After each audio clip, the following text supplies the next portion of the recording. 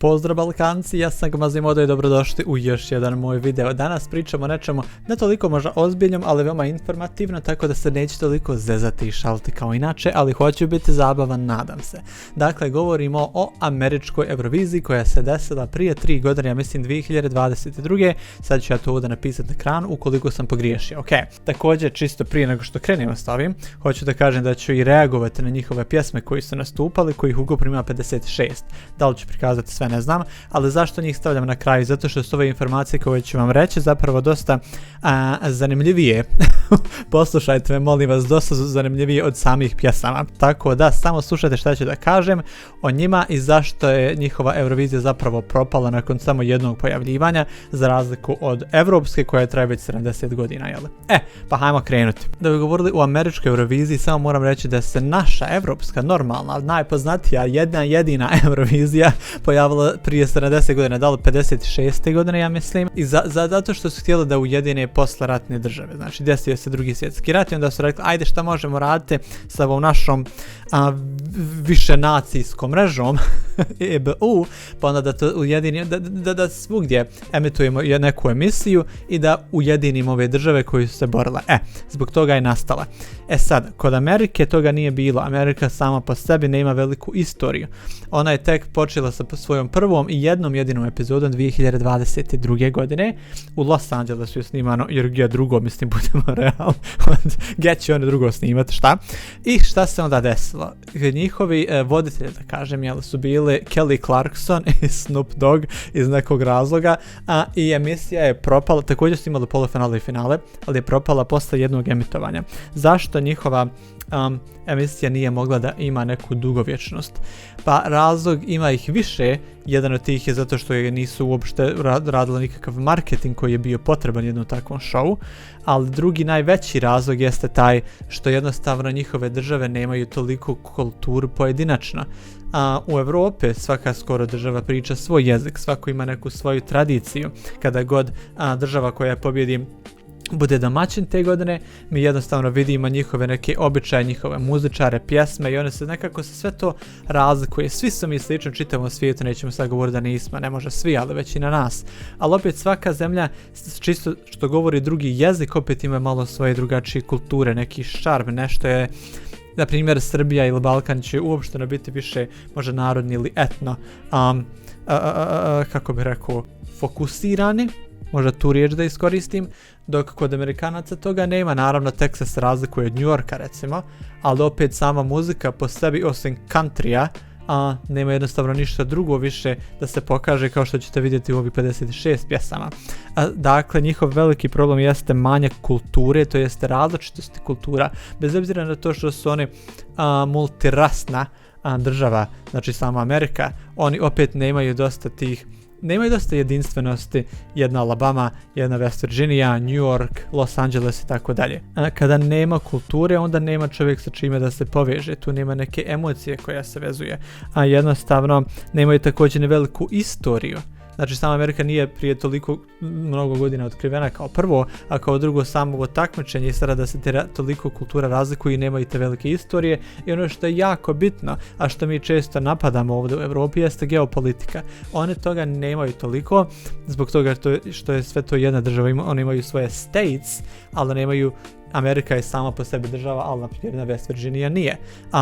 Tako da kod nas, naravno da svi gledaju neke te međusobne odnose, znači komšijske, i zato se kod nas, što jeste znači problem kada dođe do ocjenjivanja nekog nastupa, kada kažemo, sad nadam se da će, ko što ove godine bilo, nadam se da će Srbija dati Hrvatskoj neki bod na kraju, nije, pa onda ljudi govore o tome, ali to je samo znak fanova koji su toliko združili, koji se svake godine druže nakon 70 godina, a jednostavno svi se ovako drže, svi gledaju tu jednu te istu stvar, svi navijaju i uvijek, koliko god bi mi htjeli da smo objektivni, uvijek se nadamo to nekom subjektivnom, malo ono cheek to cheek što kažu, odnosu između komšijskih država, između dvije granice.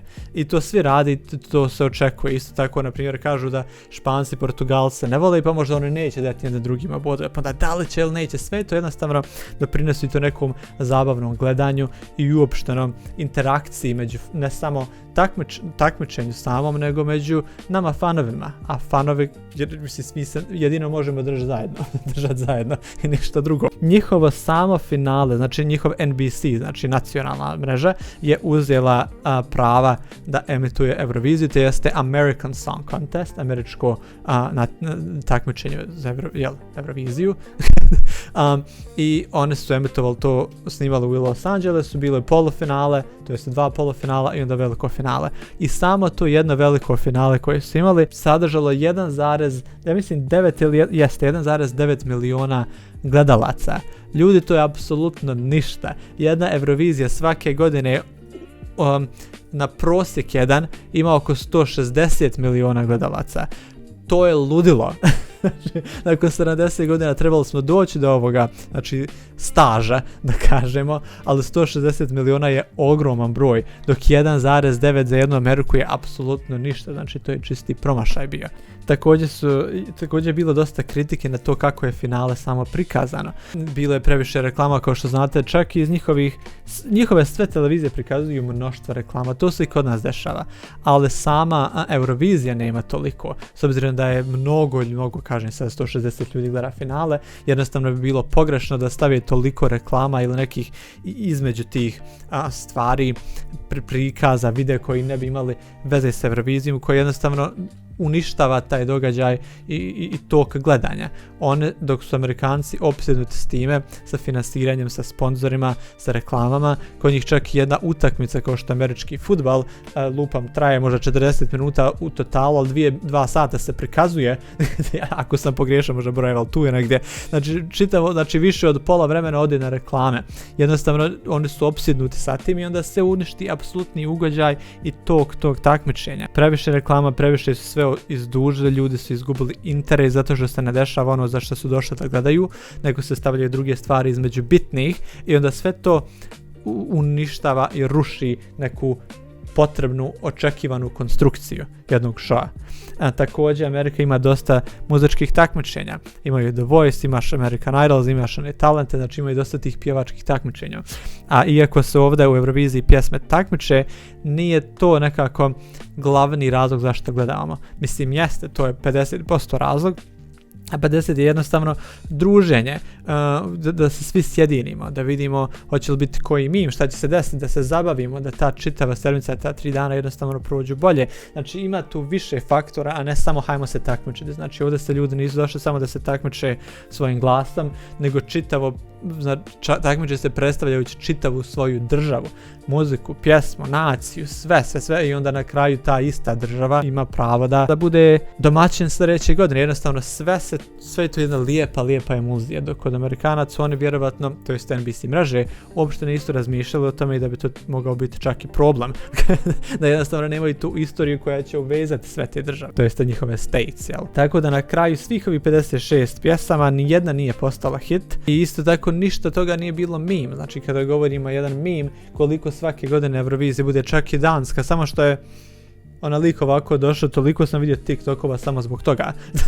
Onda uzmi svako od tih 35 zemalja koji se takmičile, svako će imati nešto, znači toliko iskaču ti klipove, svi ih dijele, svi ih vole, jednostavno svi se družimo, bukvalno se svi družimo virtualno, a kod njih za toga nije bio razlog, tako da pored svega ovoga, a one nisu imale apsolutno nikakve šanse da uspjenu. I zašto vam pričam? Zato što mnogo možda vlasti ne zna da se američka Eurovizija desila, a kao drugo zato što je kao što je stvar geopolitike kod njih koje one nemaju između država, to jest njihovih states, kod nas toga ima, iako mi pljujemo po tome, isto tako to daje taj zabavni faktor. Tako da uvijek moramo da vagamo i da neke kažemo možda i nije dobra stvar, ali nije ni loša što postoji taj odnos između država. Evo, o tome sam htio da pričam, meni je bilo jako interesantno gledati, to jeste čitati ovome i onda pogledati sve ove zemlje. Ja ću preskočiti dosta njih jednostavno zato što nisu zabavne, čisto da znate, ali ovdje ću vam prikazati što više mogu. Pa hajde sada da pređemo više na ovu dugo očekivanu reakciju, dugo očekivanu zašto Amerika nije pitao, ali hajde da vidimo. Ajmo ljudi krenuti. Prva je Alabama.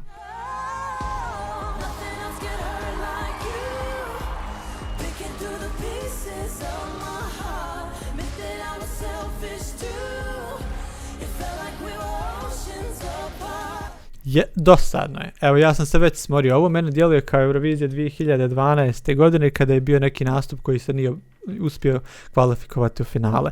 Znači, zvuči toliko zastarilo, toliko mlako. Ajde, pogledajte šta nosi, znači, obično muško odijelo i ona došla u potkošulji. Mislim, uopšte Bina nije velika, ova pozornica, nema nikakvih svjetala, nema nikakvog šoa. Mi kada govorimo o Americi uvijek govorimo koliko su njihov najveći biznis je zapravo show biznis. Oni su po tome poznati, po realitijama, po takmičenjima. A onda dođu uzeti jedno ogromno, najveće svjetsko skoro takmičenje kao što je Eurovizija, bar što se tiče muzike, to sigurno, i onda donesu u svoju državu i ništa ne napravi od njega. Znači, dopustiš da izgubiš pare, to je meni mentalno.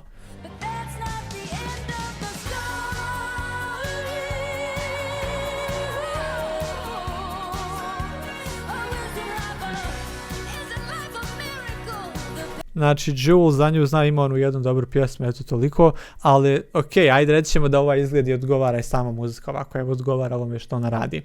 Ali pjesma zvuči kao da je neka lošija verzija AB. Tako me podsjeća. Opet kaže, možda će ove pjesme dobiti copyright, pa ću onda mora da ih brišem, pa sad džaba meljem, ali probat ću nekako da ih ovdje integriši, da vi možete čuti ili bar vidjeti ono o čemu govorim. Biće link u opisu videa, ukoliko želite ovo pogledati same, pa eto, odlučite se.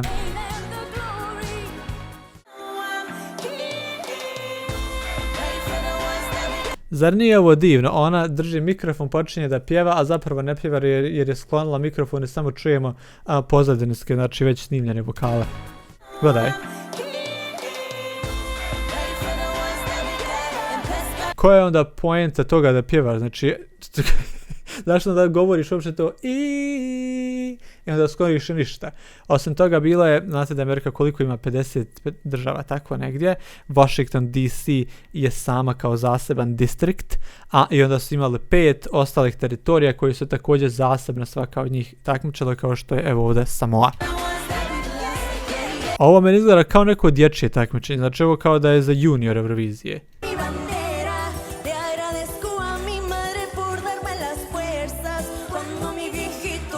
Bukvalno, znači ja ovo ne mogu ni da gledam, toliko su grozno obučene, žao mi je to govor zato što su očigledno mlade djevojke, ali toliko su jeftino, bezvezno obučene, nimalo ne komplimentirajući za njihovo tijelo i onda izgledaju jednostavno sve ovo kao da je opet dječja Eurovizija. Evo ovdje imamo Arkansas.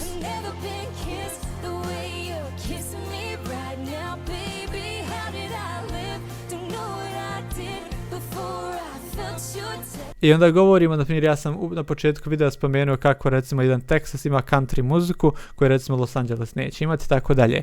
Ali oni imaju dosta tih country zemalja, evo sad smo već čuli njih 3 koji su inspirisane countryjem i onda gdje je ta jedinstvenost? Još svi pjevaju na engleskom jeziku. U Euroviziji opet čuješ malo i druge jezike i to daje neku čartome. Tako i ovo je prolivčina.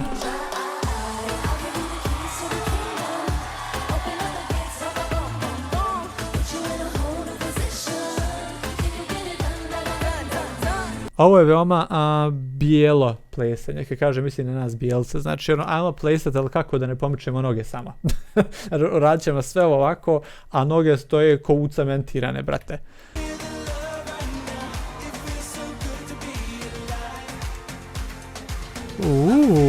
Viš što je on ekstra, bravo Riker Lynch, ovo je Colorado kao što vidite, opet toliko jeftino kao neki pobačaj, kako se zove onoga što je pobjedio iz Švedske prije nekoliko godina. Užas.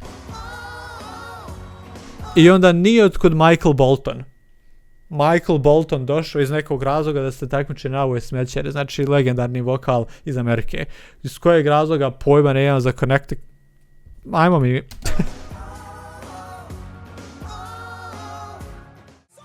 Koja je svrha njegova bila ovdje?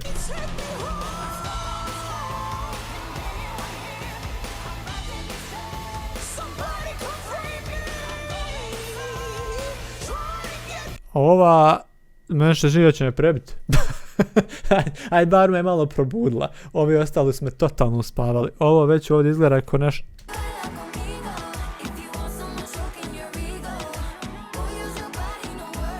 Pošao sam reći vam zvuči kao nešto za TikTok i onda nazad vidite bukvalno ovako kako se kaže, proporcije za TikTok ili za telefon, dimenzije videa, toliko opet djetinjasto, previše svijetlo, kad kažem previše svijetlo, bukvalno misli na tu djetinjatu s koje nema apsolutno nikakve suštine u sebi.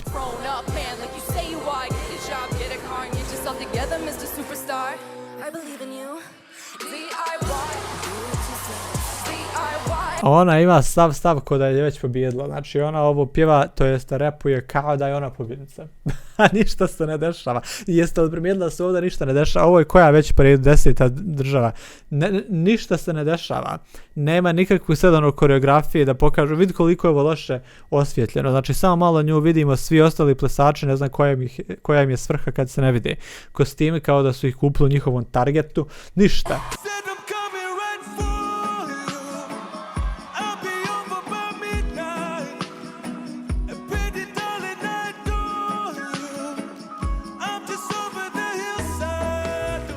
Nije čak ni zvučao loše, lučao zvoče, nije čak ni zvučao loše, ovo je također jedna teritorija Guam, ali nikakve veze nema sa nekim sad takmičenjem, ovo i kad bi došao njihov američki idol ne bi toliko dobro prošlo, a kamoli za nešto što bi trebalo biti toliko spektakularno, toliko da te ono zgrabi pažnju.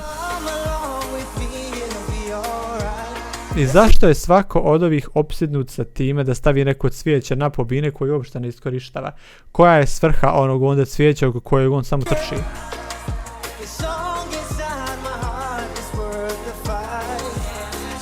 Ili je to samo, ili je to možda, vidiš i ovdje ima neko cvijeće, ja pretpostavljam da je to onda možda bila dekoracija uopšteno, pojma ne imam. Nije, evo sad ovo imaju neke letve.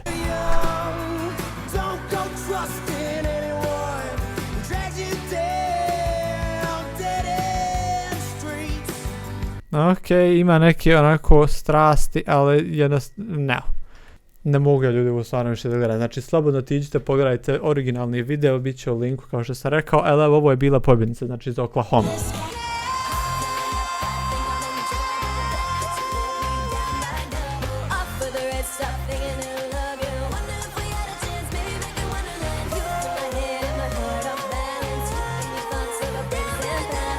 I je li vam čudno što je ona pobjedila, mene nije, zato što ona jedina izgleda kao da je iskoristila čitav prostor gdje se sve nekako miče, čak i sam pod.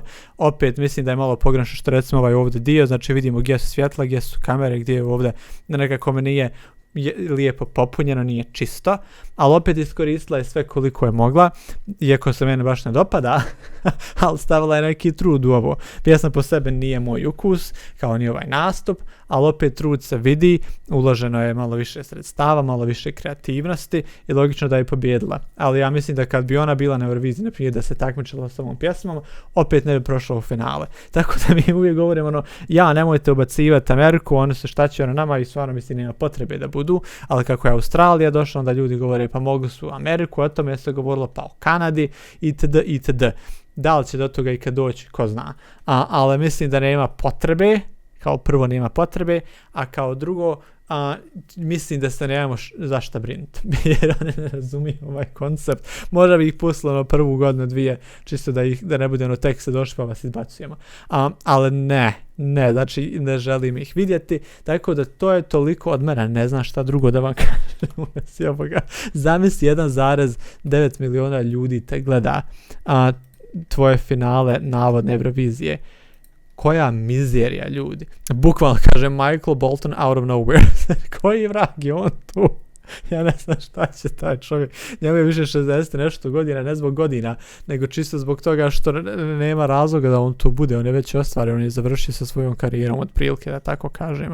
U svakom slučaju to je bila moja neka rekapitulacija svega, vama dajem informacije što se tiče njihove Eurovizije, pa mi recite šta ste mislili, da li ste uopće znali da postoji, o čemu želite dalje da pričam. Pokušavat ću da objavim 3 videa sedmično, jedan će ovako biti vezan za muziku, drugi vjerovatno kuvanje na nekim mojih hobiji, onda treći će onako razmišljati sam biti malo ozbiljnijeg karaktera, ali dok skontam kako da to sve formulišem, pa vidjet ćemo. Tako da opet zapratite me i gledajte me. Ajde, budite fini pa se vidimo u sljedećem videu. Ćao!